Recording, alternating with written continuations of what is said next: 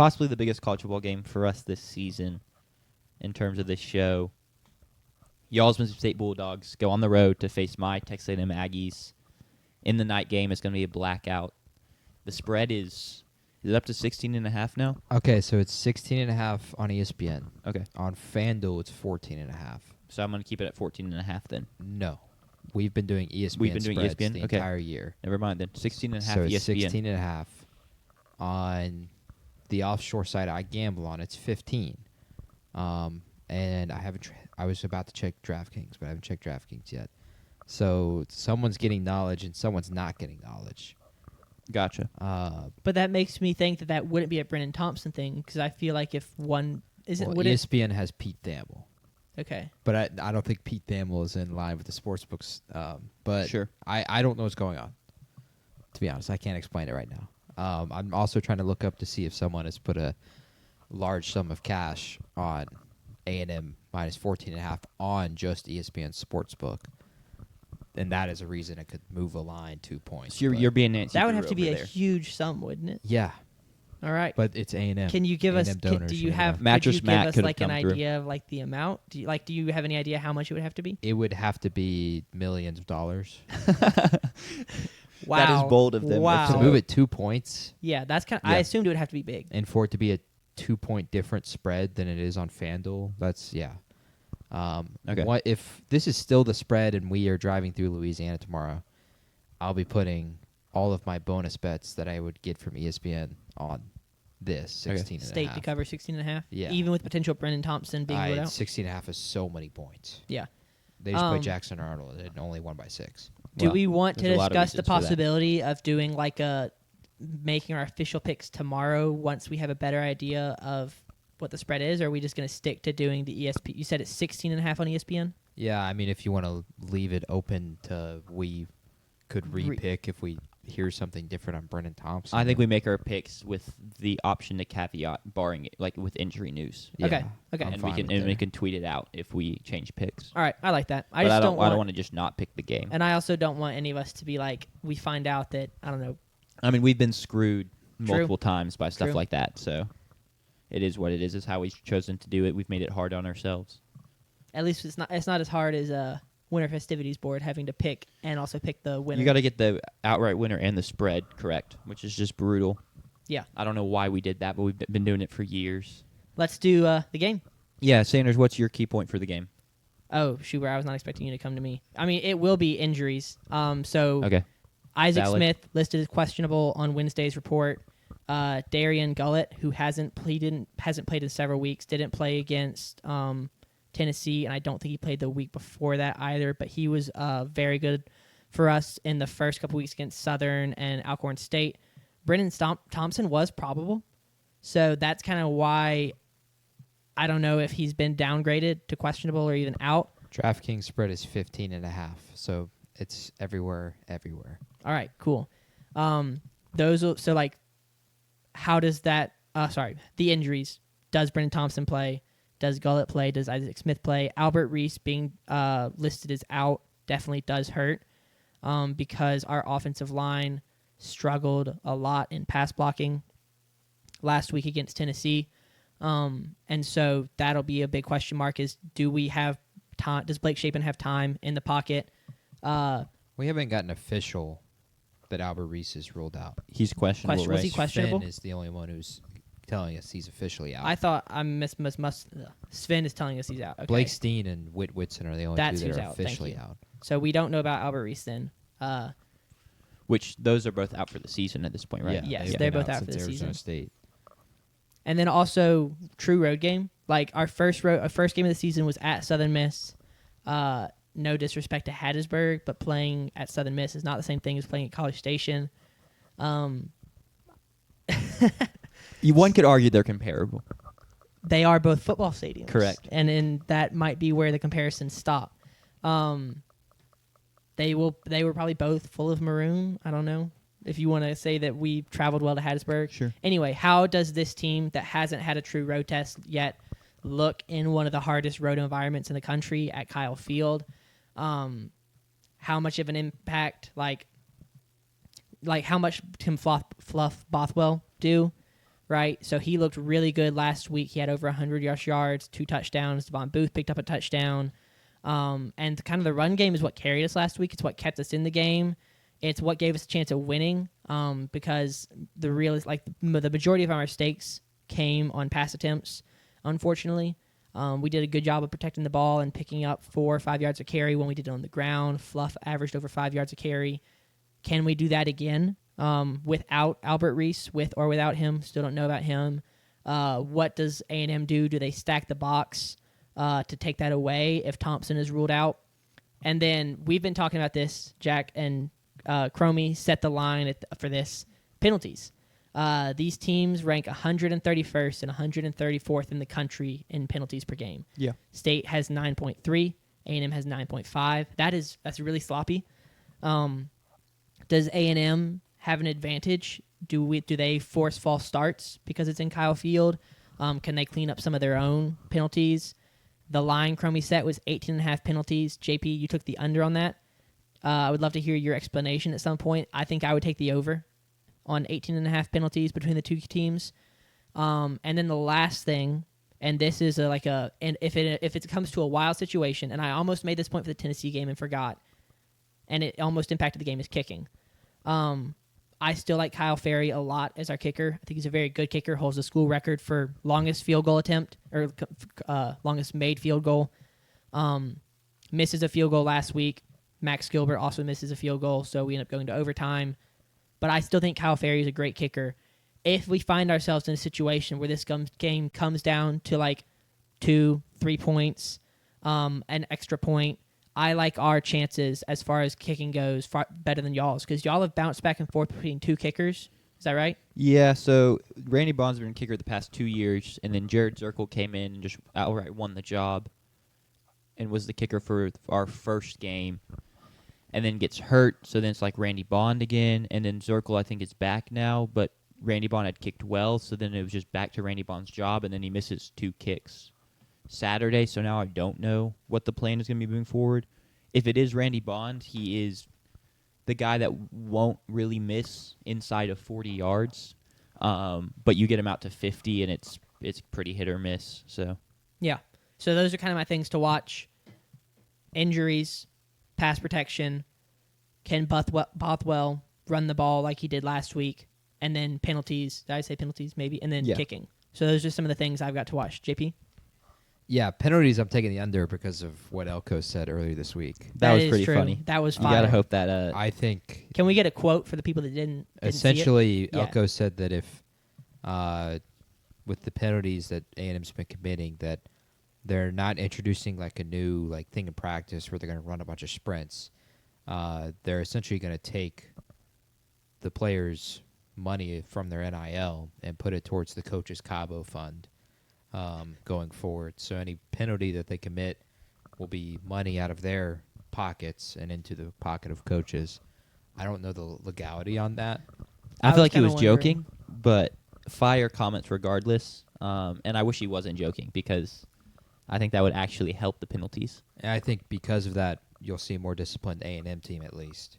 18.5 is also very high. I mean, if you add the numbers of average together, it's like just over 18.5. Yeah. So, and A&M's is that high because we committed 13 last week, which I guess we could do again. But no, I think biggest key is just going to be how do we play emotionally. You start the season with a good emotional win at Southern Miss, come home, win a program-defining game against Arizona State, rest of the field, emotional high. You're hosting Tennessee 4-0. You're in the game. You give up 14 points to them. You go to overtime. You can't convert on 4th and goal. Tennessee wins at home in your building in a game you feel like you should have won.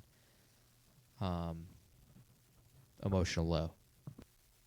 How do then you respond a week later playing on the road in the SEC? I think that's the key to it. I expect the team to be ready, though. I think State's going to play well. I will play a lot better than we did, I think, 2 years ago in Kyle Field. I would hope so. I would expect at least. That was a Chris Parsons start, wasn't it? It was Chris Parsons' first start. It was a true road start for him as well. He ends up throwing 2 picks in the first half, neither of which, in my opinion, were really necessarily his fault.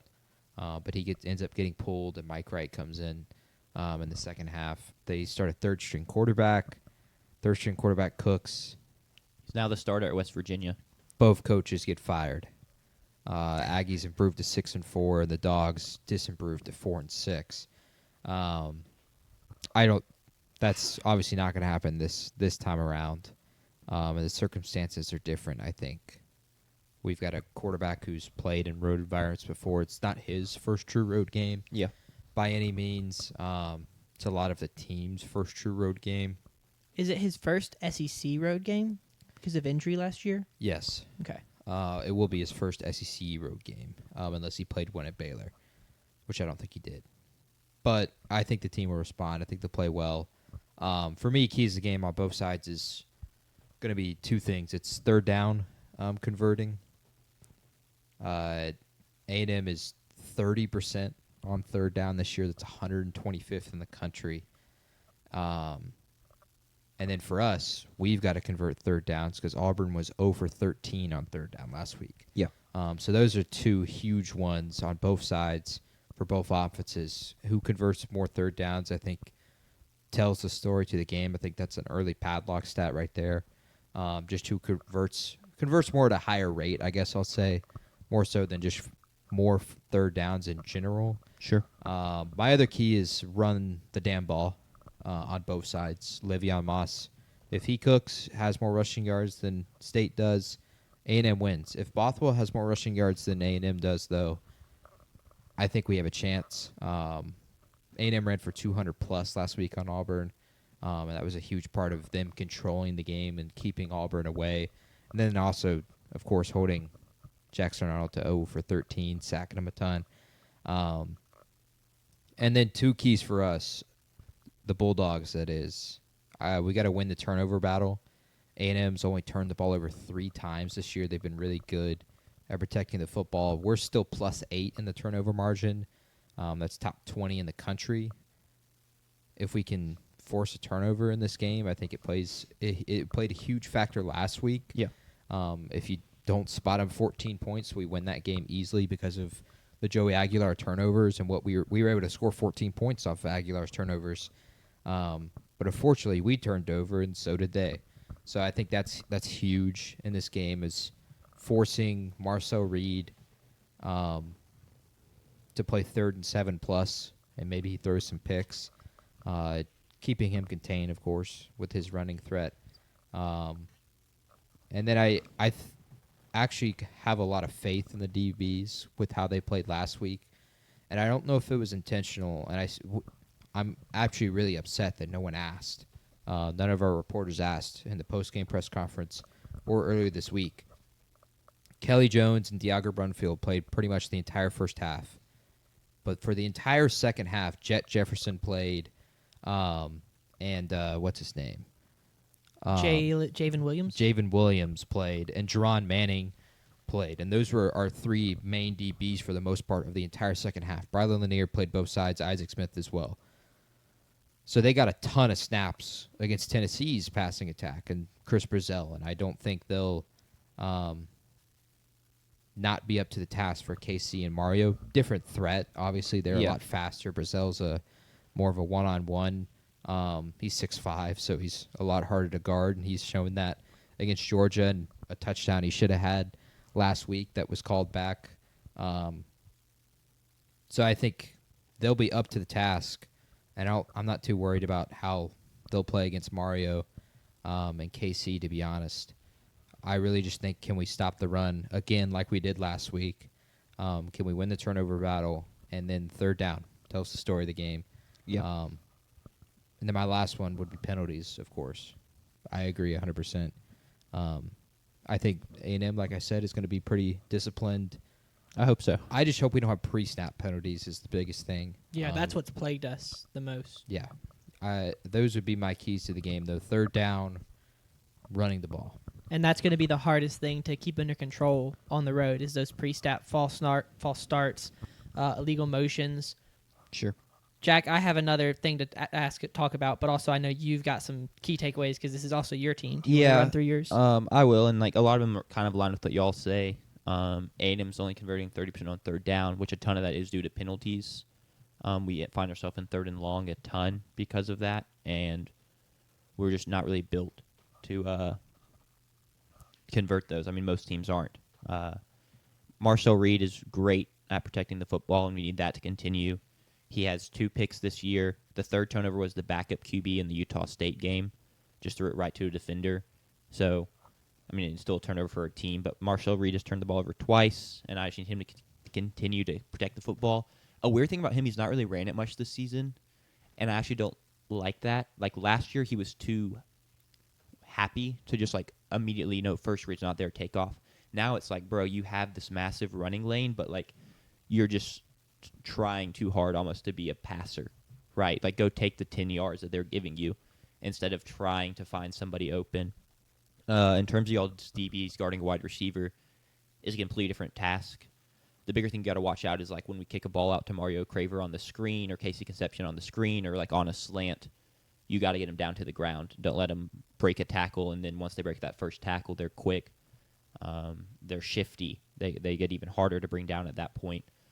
And then, run the damn ball. Le'Veon Moss looked like himself last week for the first time. He's coming back from a torn ACL last season, and the coaching staff's been pretty open about that, too, of, like, it's taking him time to get back 100% to feel like himself.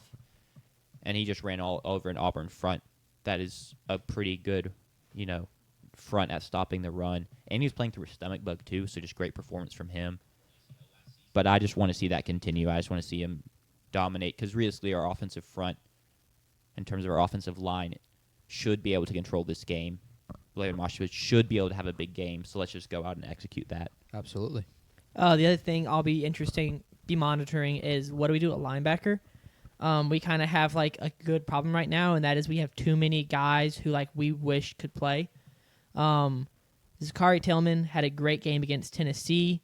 Darian Gullett is now probable to play after missing a couple games, but he looked great in the first couple weeks when he was playing. And then Tyler Lockhart saw time against Tennessee, looked really good. He's a 4-star freshman. I think he almost had double-digit tackles. I think he was second on the team in tackles. Like, he looked fantastic. And so those 3 guys all play the same position. I don't know which one. It's the W. Is that the wide linebacker, JP? The W. So on the R lads, it's just listed as WLB. So okay. you've got Jack, WLB, middle linebacker, and then LCB. That's the left cornerback. I would call them. So we call them the dime linebacker. Okay. Which is also technically another DB, but in our system it's a linebacker. The WLB, I guess, would be an outside linebacker. Okay. Crazy more notation often there. than not, it's I've never seen that before. it's the guy who plays the strong side. Yeah. But that's And- just a great problem to have, where it's like you've got 4-star out of high Agreed. school, a freshman who played really well, a transfer in Gullett. I can't remember where he came from. He's not. Is he the guy from? We had a guy from Tennessee, a guy from A&M, and a guy from Texas. I can't remember which one he is. He may not be any of those. He's not the guy from A&M and then because that's Malik Silla. Yeah, and then yes, thank you. And then Zachary Tillman, another guy who we've had in the program, a junior, playing really well. So I'll be interested to see how they manage that. I will never complain about having too many good players to start. But yeah, that'll be something to keep your eye on. Is what do we do at linebacker? Darion's from Texas. Okay, thank you. So he's 1-0 against A&M right now, something like that. Yes, he technically didn't play a snap of that. But yes. He was on the team, so he gets the win. That's how that works. No, that's a good problem to have, though. It helped us, I think, a lot last week. We rotated linebackers a ton, especially in the second half, as A&M or as Tennessee, I should say, got going, and that'll help us a ton, I think, this week as well, with stopping the run, because one of the best traits of Le'Veon Moss is just attrition. If he gets to once he gets like 20 carries, the 21st, the 22nd are that much harder for you to bring him down. It's something you see from like Derrick Henry. It's just you can tackle him the first 5 times. Yeah. But once you've tackled him to try to tackle him a 6th time, then it starts to hurt a little bit more. And being able to rotate fresh bodies will help a ton with that. And so right now that's a good problem to have, is having depth, especially at a very important position in the linebacking core.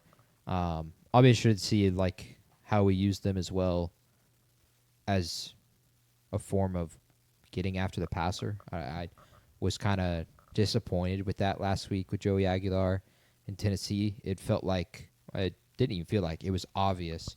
He just had way more time to stand back there and throw than Blake Shapen did. And even in key moments, too, as well. When they're making the drive down the field to tie the game on 4th and 5, Aguilar is able to basically kind of sit back there for almost 5 seconds and then find Brazel over the middle of the field. Brazel makes a beautiful catch behind him. But that's like a critical down. If we can't get to the passer in that scenario, are we ever going to be able to get to the passer when it's so obvious that they're going to throw the ball? If we're able to find some semblance of that, it makes it harder to get it to Mario and KC down the field. And I hope to just see a better performance at that this week. I would argue we'll be facing a tougher offensive line in Texas A&M than Tennessee, but you got to find a way to get after the passer somehow. And then we've got to play the fine line game of getting after Marcel but not letting a break contain. Sure. Which would be interesting to see. But I just want to see improvement on that regardless. Even if Marcel breaks contain, I'd love to see the free rushes that Auburn got last week against Marcel. There were a couple moments throughout that game where Marcel was just eaten alive almost immediately. We haven't really seen that from State, and we certainly didn't see that last week. So I just want to see better there. Fair. All right, well, any final points before we pick this game? Nope. All right, well, after much debate and talking about different spreads, we are picking 16.5 because that's what ESPN has. I'll go first. I think A&M wins this game. I just feel like State's kind of running out of steam in this stretch a little bit, trying to get to the bye week. The injuries are mounting up. And I'm going to trust what Mike Elko's doing. So I think we win. I think we win by about 10, something like that. But I am going to pick State to cover. 16.5 just seems high. Because even if we win by 2 touchdowns, which is a result I'd be very happy with, that's still not covering the spread. So I'm going to take State to cover. You did put A&M, by the way, to cover on me. What? That's what. Oh, you said that's right. Wait, Sorry. I have A&M winning, but Yeah, my bad. I have No, State I'm just trying to covering hurt your 16.5. picks. JP? Subject to Brennan Thompson being ruled out, I am taking the Dogs to cover 16.5 easily. I would even say it's would be one of my best bets of the week if you can find 16.5 in an SEC game between these two schools. I don't think it's. I think this program is way better than the program it was 2 years ago, and so 16.5 points is just insane. You could lose by 16.5 or 17, and that's still a whole lot better than you did 2 years ago. Absolutely. Exactly. But I agree. I just think there's way more avenues for.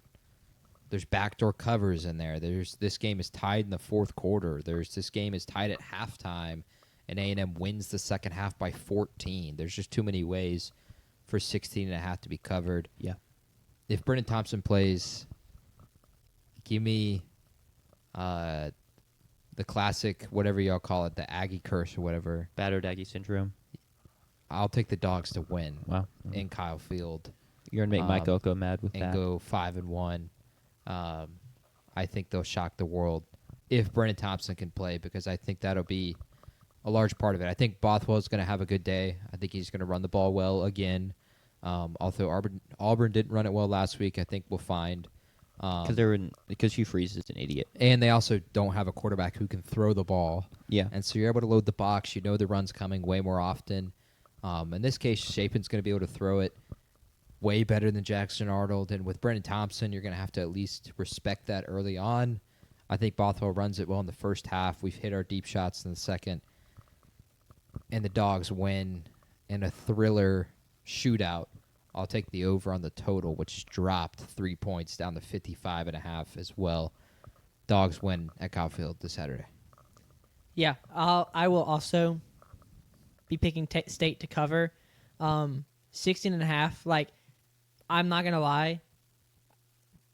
That's like excitingly close for a road SEC game when you have to think about where we were a year ago. And I don't want to harp on that because, like, we aren't where we were a year ago. But it's like losing to Florida by 17, losing to Texas by 22, losing to Tennessee by 19. If you could have told me that, like, we're going to be going into a top 10 A&M at Kyle Field, like, and they're only favored by 16.5, I would have taken that.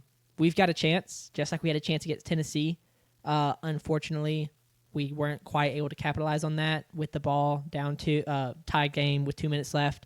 We weren't able to capitalize, but like we had a shot there, and I think we've got not just as good a shot. It's on the road, but I do think we have a shot. So I'm gonna let the homer in me speak a little bit, and I'm gonna pick us to win and cover, or cover and win. Just win, because win would be covering. Yeah. There is no or there. You got to have both if State's going to win.